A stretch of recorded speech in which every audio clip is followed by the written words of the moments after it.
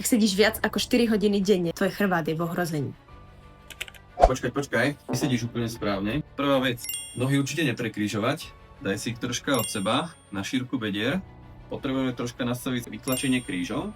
Stačí úplne jednoduchý vankúš, ktorý si zasunieš za kríže a zadok zatlačíš čo najviac dozadu k operadlu. Zasunieme sa troška dopredu, aby si neničila zbytočne ramena, aby sa nám nedvíhali ramena a netrpeli trapezy. Potrebujeme troška nastaviť výšku stola. Ak máme nastaviteľný stôl od drevony, tak vieme si nastaviť tým výšku. Zloženieme si takýto prístroj na monitor, ktorý si dáme pred seba. Snicu, aby sme sa nenačahovali zbytočne za notebookom.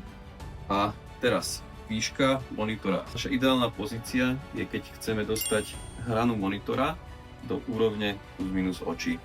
Uhol tých ramien 90 stupňov až 110. Treba byť variabilný, snažiť sa striedať polohy a každú hodinku si dávať prechádzku alebo pauzu na kávu.